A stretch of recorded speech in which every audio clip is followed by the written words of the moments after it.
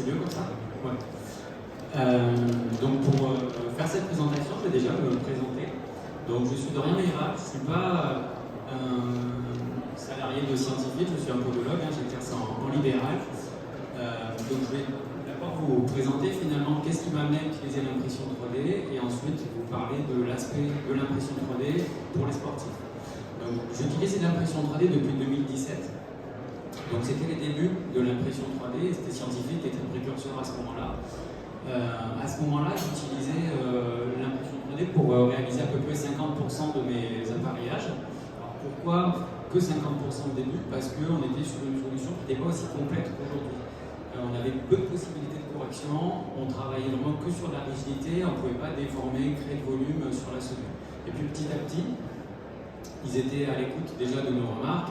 Quand on disait ça serait bien d'avoir tel type de correction, ils faisaient en sorte que ça apparaisse. Des fois, c'est un peu de temps, c'est sûr, parce que je pense que c'est pas toujours évident à développer. Ils ont aussi leurs idées de développement qui nous permet clairement aujourd'hui d'appareiller la quasi-totalité de mes patients par impression 3D. Alors, pourquoi est-ce que je suis passé sur l'impression 3D? Donc, j'arrivais dans ma pratique finalement à me dire on a des examens cliniques qui sont de plus en plus précis. Alors, pour plusieurs raisons, parce qu'on a des outils de podométrie électronique, parce qu'on a l'analyse vidéo, des centrales inertielles qui nous donnent des valeurs vraiment chiffrées. On a aussi des examens cliniques avec des tests qui sont de plus en plus référencés, validés par la science. Et de notre côté, on a des techniques de réalisation de semelles qui évoluent peu. Le thermoformage, c'est la technique finalement la plus précise en technique conventionnelle, et je pense que ça existe depuis un petit moment. Alors on a des améliorations sur les matériaux, mais pas forcément sur leur gain de précision. Donc il y avait ce point-là. J'avais aussi des fois des patients qui me disaient votre examen clinique il est précis, mais c'est vrai, quand on passe une semelle sur un emprunteur, elle peut se décaler de quelques millimètres en interne, en externe, sans qu'avec notre œil on réussisse à le voir. Donc c'est très opérateur dépendant par ce point-là, et également on a une faible reproductibilité. Quand un patient nous demande une deuxième paire de semelles, il faut avoir conscience qu'elle n'est jamais parfaitement identique. C'est pas possible avec le humain de la faire exactement pareil. Et puis j'avais une problématique de temps. Mes délais d'attente se rallongeaient de plus en plus, et j'avais pas la possibilité d'essayer de les réduire. J'étais au maximum de mes capacités sur les plannings, et donc je me disais il faut que j'essaie de réduire ce temps finalement de fabrication pour libérer du temps de présence auprès des patients. Et c'est vrai que sur tout ce qui est... Alors ça, c'est pas une vérité qui va être que pour la semaine imprimée en 3D, ça va être tout ce qui est technique de confection assistée par ordinateur ou externalisée, on va dire. Là, oui, on va avoir un gain de temps, et c'est vrai que ça permet... moi, ça m'a permis de prendre 35% de consultation en plus par rapport à avant. Donc c'est quand même pas négligeable. Alors en 2017, quand je suis passé à l'impression 3D, il n'y avait pas que l'impression 3D qui existait, il y avait également le fraisage numérique. Alors c'est souvent, aujourd'hui on voit semelle 3D un petit peu partout, mais le fraisage numérique, qui est souvent appelé semelle 3D, oui c'est une technique 3D, mais ce n'est pas du tout de l'impression, c'est une technologie de fraisage qui existe finalement depuis plusieurs dizaines d'années. Et je ne me retrouvais pas dans ce modèle-là. Pourquoi? Parce que dans ma patientèle, j'ai beaucoup de patients jeunes, sportifs, et j'utilisais quasiment que de la résine. L'avantage pour moi de la résine, c'est la finesse du matériau, c'est la réactivité également, c'est quelque chose d'assez nerveux. Et je ne me retrouvais pas, en passant sur le fraisage numérique avec des mousses, je n'allais pas retrouver les mêmes caractéristiques mécaniques. Donc ça, c'est déjà un premier point. Ensuite, voilà, on a ce qui est fritage de poudre et des poses de filament. Donc le fritage de poudre, en 2017, il n'y avait pas le choix, de toute façon, il n'y avait que Scientifique et qui utilisait le fritage de poudre. Donc pour expliquer comment ça fonctionne, c'est un laser qui va venir fusionner de la poudre dans un gros bac et qui va construire la semelle. À l'inverse du filament, c'est une buse qui va chauffer un fil, en fait, comme un fil de nylon, et ça va construire la semelle. Donc c'est deux techniques différentes. Le fritage de poudre, on va dire, c'est une technologie la plus aboutie sûrement en impression 3D. On ne peut pas avoir les machines en cabinet parce que c'est gros, c'est cher, c'est une vraie technique. Alors que le filament, c'est des machines qui sont souvent à quelques milliers d'euros et qu'on pourrait éventuellement avoir en cabinet. Donc voilà, pour répondre à cette question de pourquoi le fritage de poudre, donc comme je vous disais, déjà mes habitudes de travail et l'utilisation de la résine ont fait que c'était pour moi le matériau qui allait répondre le plus à ma pratique actuelle. Il y a également l'aspect, une semelle, quand elle est imprimée en feuilletage, on est vraiment sur quelque chose comme un moule de résine, hein. On est creux sur le dessous, il n'y a pas d'aspect lié à la contrainte de fabrication ou quoi que ce soit. Chose qui va être différente sur le filament parce qu'on est sur un support, on vient de construire la semelle et donc forcément il va y avoir des aspérités déjà liées à la dépose du filament sur le support. Et puis il y avait aussi l'aspect écologique. Alors je ne suis pas un fanat d'écologie, mais ça me gêne dans ma profession qu'on génère beaucoup de déchets finalement. Alors il y en a qu'on ne peut pas éviter, hein, les gants qui sont liés à l'hygiène et la stérilisation, ça c'est aussi inévitable. Mais par contre sur les matériaux liés aux semelles, on a des possibilités. Nos matériaux qu'on utilise en semelle, souvent ils sont complexés, donc ils ne sont pas retraitables, c'est pas possible. En tout ce qui va être technique additive, donc qu'on soit sur l'impression par filament ou par l'impression par feuilletage de poudre, on construit la semelle avec le matériau. Donc on n'a pas de perte, on n'utilise que ce dont on a besoin. Tout ce qui va être fraisage numérique, donc les blocs de mousse, on va usiner, donc on prend un bloc qui est trop grand finalement, et puis on va faire passer une fraise rotative dessus qui va éliminer toute la matière dont on n'a pas besoin pour garder ce qu'on a besoin d'utiliser. On va jeter toute une partie, et ça c'est vrai que ça me gênait quand même un petit peu. Alors, j'ai quand même eu des craintes et des hésitations quand je me suis lancé à l'impression 3D. Déjà, c'est le prix. Hein. Quand je travaillais en thermoformage, une paire de semelles, thermo, on va être base, recouvrement, éléments compris, ça me coûtait entre 15 et 20 euros. Donc c'était en 2017, ça a peut-être augmenté un petit peu aujourd'hui. Et forcément, la semelle imprimée en 3D, elle coûte beaucoup plus cher. Donc ça, c'était un premier point, mais je me suis dit, ça me coûte plus cher, mais d'un autre côté, ça me libère du temps de consultation. Donc ce gain de temps, ça va me permettre de prendre plus de patients. Donc j'avais calculé mon coût horaire, hein, tout simplement, même mon coût à la minute, pour être plus précis. Je me suis dit, je vais gagner tant de minutes par patient, donc ça va me permettre de prendre tant de patients en plus. Donc j'avais revu après avec la comptable, elle m'avait dit augmenter quand même de 5 euros par précaution. Et clairement, ça m'a permis d'augmenter mon chiffre d'affaires puisque je prends 35% de patients en plus et d'augmenter mon bénéfice puisqu'on a gommé clairement le surcoût de la semaine. Et il y avait également le modèle correctif qui variait. Alors pourquoi? Parce que aujourd'hui, quand on soit formé en post-pro, en biomécanique, qu'on utilise les deux, on travaille toujours en épaisseur. On veut mettre 1, 2 mm, 5 ou 6, enfin, on donne la correction par des couches de matériel. Et sur l'impression 3D, on donne la correction essentiellement par la rigidité. Et donc en fait, intellectuellement, il fallait se dire, il va falloir que je retranscrive le modèle correctif que j'ai l'habitude d'utiliser, qui fonctionne finalement en des zones de rigidité. Et ça, c'est vrai que au début, ça peut faire peur. En fait, ça se fait très bien. Ce qu'il faut aussi, c'est revoir ses patients. Des fois, on tente quelque chose, on se dit, je vais revoir mon patient d'ici 2-3 mois, voir ce que ça donne. On a besoin de rectifier la semelle. Une semelle imprimée en 3D est parfaitement évoluable, évolutive, pardon.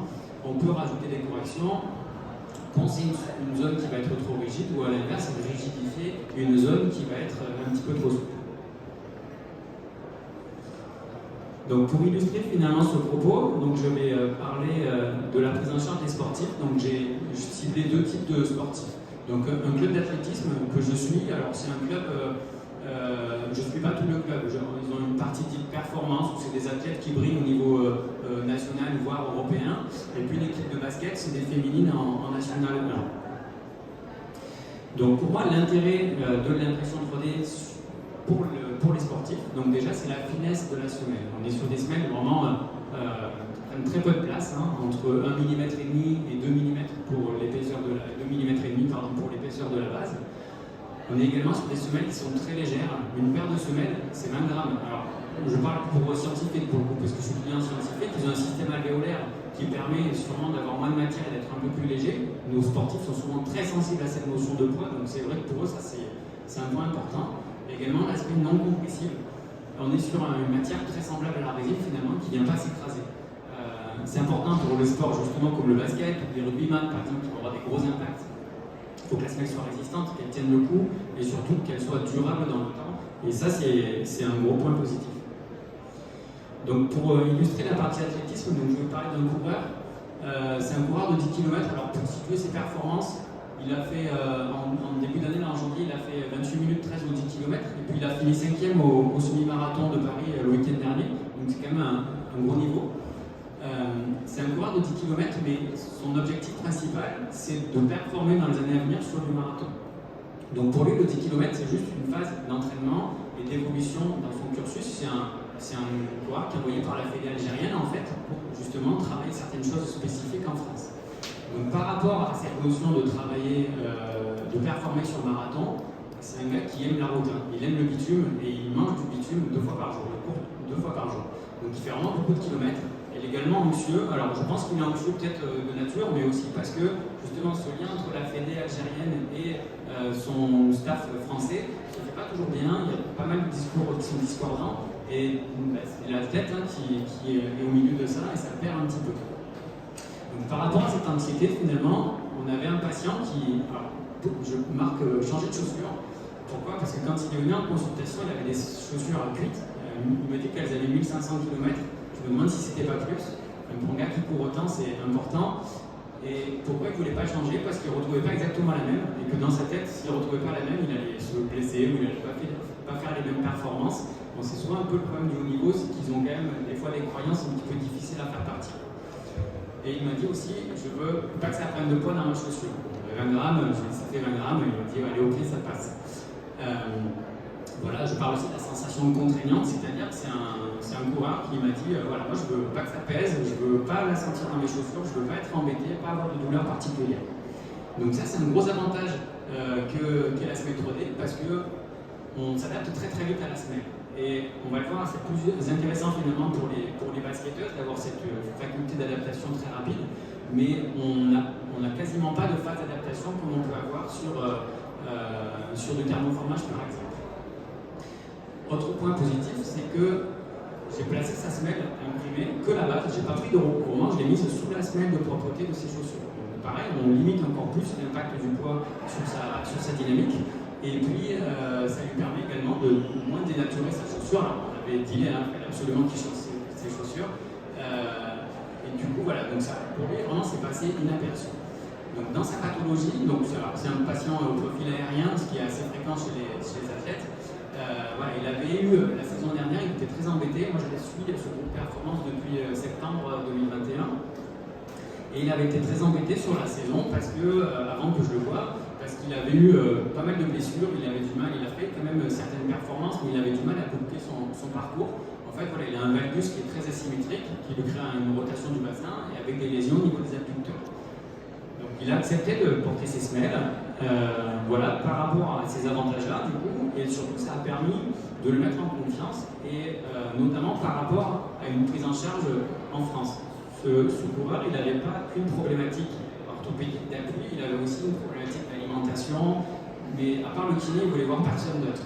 Et ça a fait que petit à petit, il a accepté aussi d'aller voir une diététicienne pour améliorer son alimentation par rapport à sa pratique physique. Et voilà, clairement, aujourd'hui, il n'est plus du tout embêté par ses adducteurs, il a fait les performances dont je vous ai parlé précédemment. Donc c'est vrai que ça, voilà, c'est vraiment un gros point positif. Et je pense que sur du thermoformage, on aurait eu bien sûr des bons résultats, mais peut-être que le faire adhérer au traitement, ça aurait sûrement été un petit peu plus difficile. Ensuite, voilà, pour les basketteuses, donc on va avoir 2 types de suivi. Donc celles qui vont être prises en charge finalement de manière récurrente, qui ont des pathologies qui nécessitent un renouvellement annuel. Donc celles-là, je les vois à l'intersaison, à la pré-saison, pendant l'été. Donc pour ces sportifs-là, on a moins de notion d'avoir une grande facilité d'adaptation parce que souvent on est en dehors de toute compétition. Donc ce qu'il faut, pour moi, pour ces sportifs-là, le gros intérêt, ça va être d'avoir une semaine qui va tenir clairement sur la durée. Et puis il va y avoir les blessés en cours d'année. Alors c'est une équipe, comme je dis, féminine, donc il y a un petit problème d'effectif, des fois en nombre. Donc c'est pas rare qu'on ait des basketteuses qui soient blessées. Alors je ne parle pas d'une fracture, mais qu'on fasse quand même jouer parce qu'il n'y a pas vraiment un choix et qu'on a besoin d'avoir cette joueuse-là sur le terrain. Donc les avantages d'une semaine imprimée en 3D par rapport à ces 2 contraintes, alors pour les sportifs qui vont être vus du coup à l'intersaison, donc c'est la durabilité. C'est-à-dire qu'une basketteuse, quand je lui fais ses semelles au mois d'août, je veux qu'elle soit aussi efficace en août qu'en juin, en fin de saison. C'est le moment où elles vont le plus se blesser en fin de saison parce que souvent il y a les phases finales des championnats, il y a la Coupe de France, il y a le stress, il y a la fatigue qui fait que c'est un moment un peu plus opportun à avoir des blessures. Et si ma semelle elle arrive en fin de vie parce qu'elle a mal supporté la charge mécanique dans l'année, elle s'est s'est déformé, forcément on va avoir un risque de blessure un peu plus accru et le rôle de la semelle sera un petit peu anéanti par ce point-là. Alors pourquoi les semelles 3D finalement s'usent moins, se déforment moins? Quand on travaille en thermoformage, c'est des semelles qui sont post-formées en quelque sorte. On a des plaques de matériaux, on découpe, on fait notre plan d'appareillage et ces semelles planes, ensuite on vient les mouler. Sur l'impression 3D, on vient créer des volumes directement à la confection de la semelle. Donc on n'a pas du tout d'évolution, on n'a pas de perte de gap, de hauteur de correction au cours du temps. Ce qu'on peut voir des fois, c'est un assouplissement, les zones de rigidité peuvent évoluer un petit peu, mais c'est pas majeur. Alors, si on a une usure du recouvrement en cours d'année, c'est pas un problème, ça se change avec une grande facilité, peut-être même plus facilement qu'avec un thermoformage. Mais voilà, donc là-dessus c'est pareil, on a un large choix de recouvrement. Alors chez Scientifique, je pense qu'il y en a une quinzaine, mais on peut aussi mettre des recouvrements qu'on achète chez des fournisseurs annexes parce qu'on préfère avoir tel ou tel recouvrement, ça c'est pas un problème.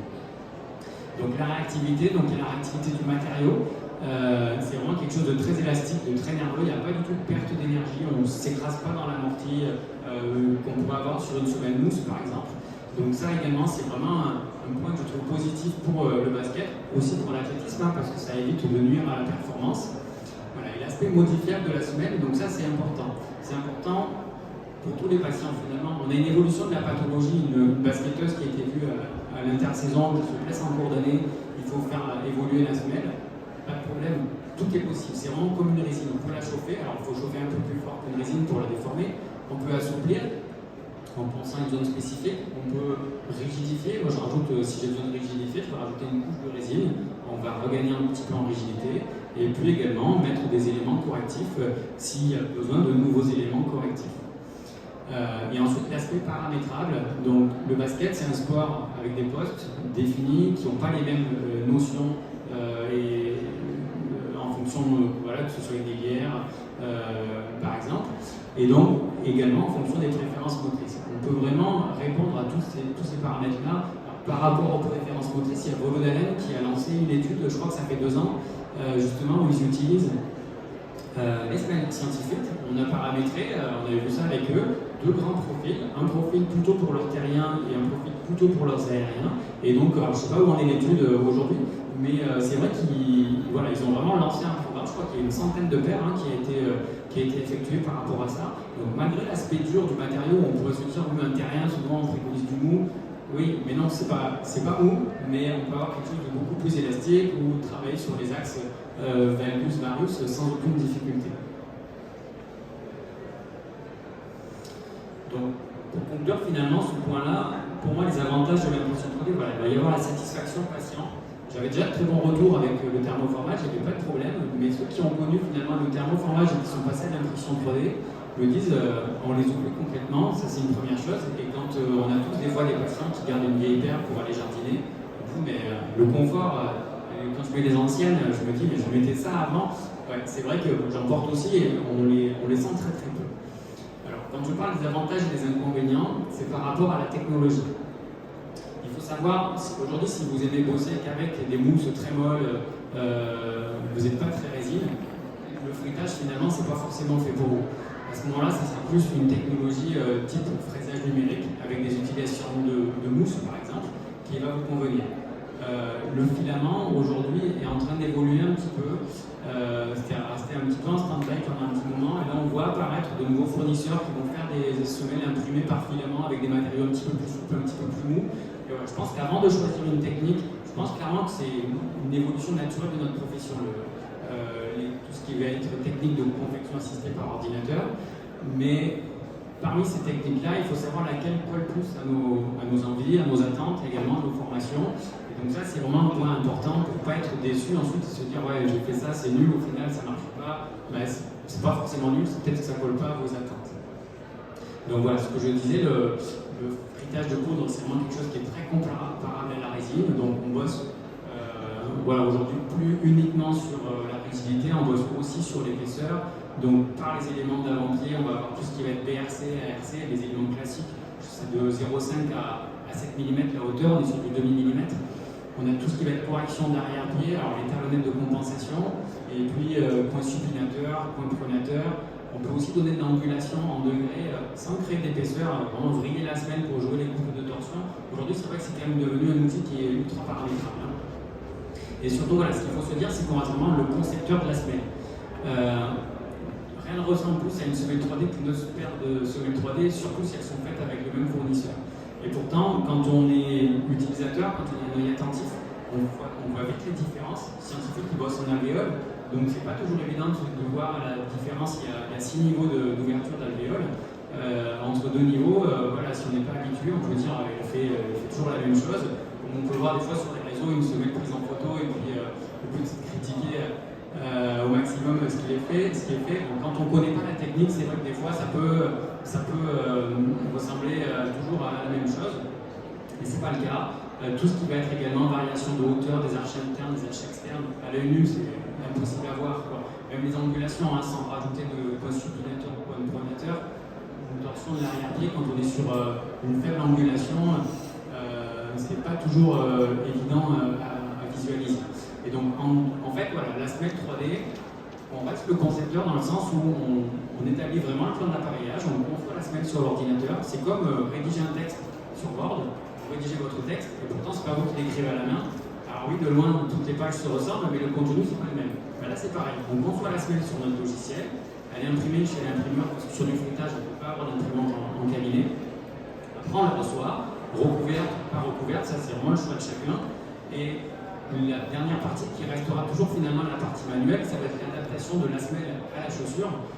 Et ça, je pense que c'est également primordial. Hein. Une semelle, elle peut être bien faite, mais si elle n'est pas adaptée correctement au gabarit de la chaussure, au volume chaussant, ou s'il y a un mauvais choix de recouvrement derrière, ça ira jamais, ça ne va pas bien se stabiliser dans la chaussure, et on aura des problématiques et des retours passifs.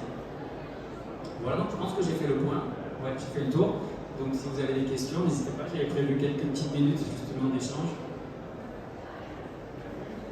Soyez pas timide.